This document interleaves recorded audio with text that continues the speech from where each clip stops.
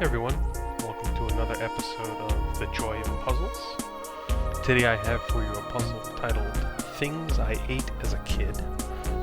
Most of these things were more common in the 70s and 80s than they are now, so depending on your age you will or will not recognize the brand names and how they were marketed at the time. This puzzle was published in 2020, it's a brand new puzzle.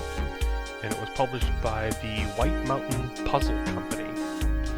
Now, the White Mountain Puzzle Company has been around since 1978, and it was originally a company that specialized in the manufacturing of posters. And over the past 35 years, they've grown and now are pretty well known for their jigsaw puzzles. They are located in New Hampshire, if you couldn't tell by their name, the White Mountain Puzzle Company, and they are near Mount Washington. The original founders of the company are still somewhat involved, according to their website, and they've been lucky enough to pass the business along to their children. It becomes a less and less common thing nowadays. Their bio is pretty interesting, so I included the link. Worth checking them out. The artist is a gentleman by the name of Girard, and while I was not able to locate, say, a personal website for Charlie, I did find him in LinkedIn. He is listed there as a professional and has all the secondary connections to the White Mountain Puzzle Company, along with his regular full-time job. So I'll include a link to Charlie in LinkedIn if that's something you're interested in. I don't know, maybe reach out to the guy in some way, shape, or form. He is currently living in Rhode Island.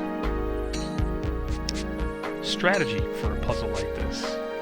This is a collage, so a lot of the normal tactics that you would use for a scene from nature kind of go out the window. This is a puzzle where if you pick up a piece, you can pretty much look at the box and go, oh, I know where this goes.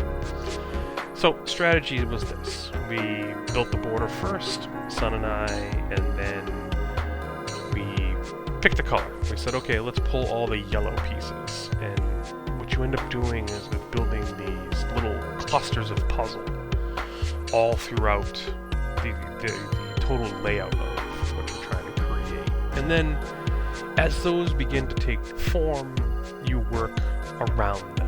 Build other things, you search for text. So while this may look like it was chaos, and sometimes with two people involved, it's a little more haphazard on how you go at it because you're focused on one half of the puzzle. You're not seeing all the pieces and where they go. There is a strategy behind this. We worked pretty diligently on the yellow and then the text that we found, and then from there it turned out that the blue color was particularly uncommon, so later in the puzzle, all the blue pieces just kind of fall into place pretty quickly.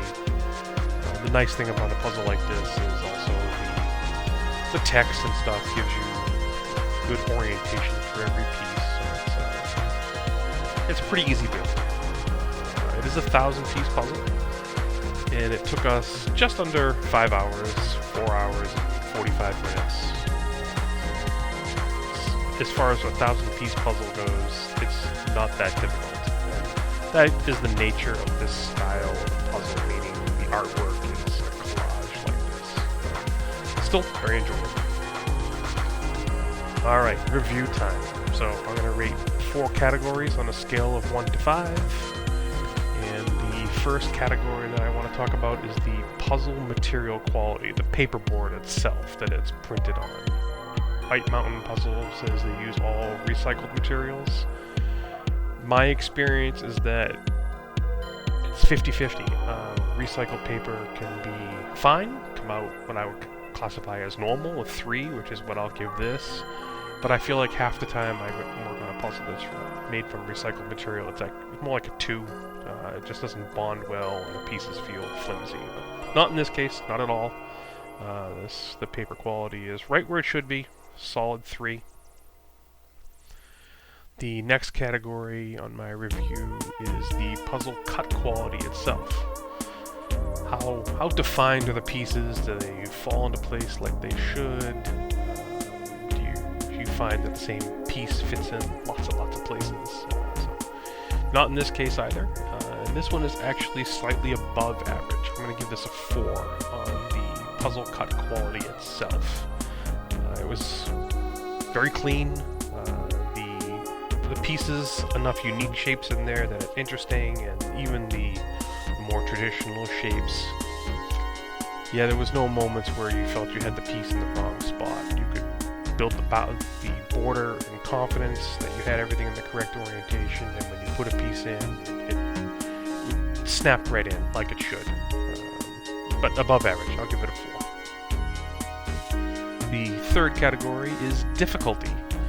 Normally a 1,000-piece puzzle, I would say, is a 3 by default, especially any sort of nature scene. But this one, I'm going to give it a 2.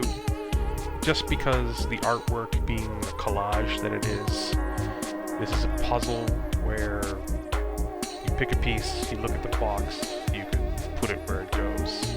I do find that I actually don't look at the box that often. I just kind of glance and see where the overall, where some feature of the design might be located, but a lot of it is very intuitive and pretty natural flow to how the whole thing goes together. You end up focusing on little colors and designs, and it goes together pretty smooth.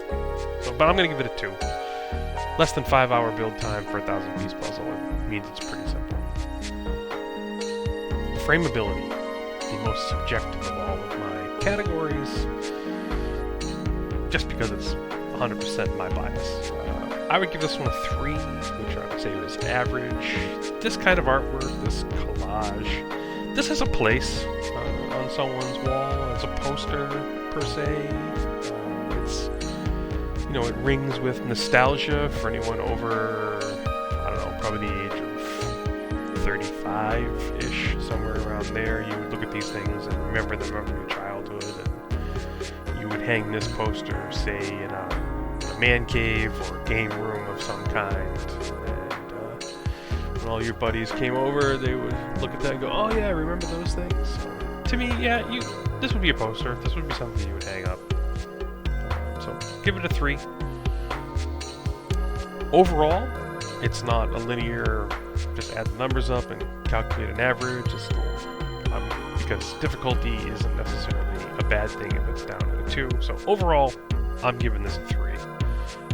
The only 2 on the score was the difficulty, and again, not a bad thing. If that's what you're looking for, then this is perfect. So you'll definitely enjoy this puzzle.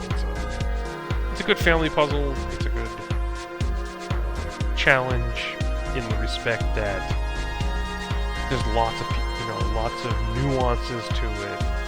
But for an experienced puzzle builder, it's not that difficult, but still enjoyable.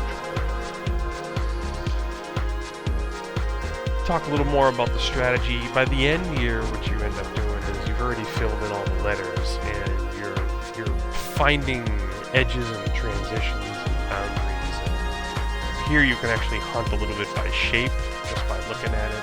I'm a firm believer in never looking for an individual piece. You go a little crazy picking through all of them and looking for that exact shape that you think you have to put in. So I really don't do that. I will say, though, the last piece that went into this puzzle, at this point, I was very surprised that piece had not been found. And it's right below that pink snowball next to the ice cream cake. I couldn't believe I hadn't stumbled across it. Yeah, it turns out it had slid off my table and was on the floor, so it ended up being the last piece, and it was just happenstance. I did notice it that I hadn't put it there and thought that was odd, but I wasn't exactly hunting for it on a regular basis. So, anyways, here we are at the end. I appreciate you folks. If you enjoyed the puzzle, you enjoyed the music and the narrative, then please click the like button, and I look forward to sharing another one with you. Thanks again, everyone.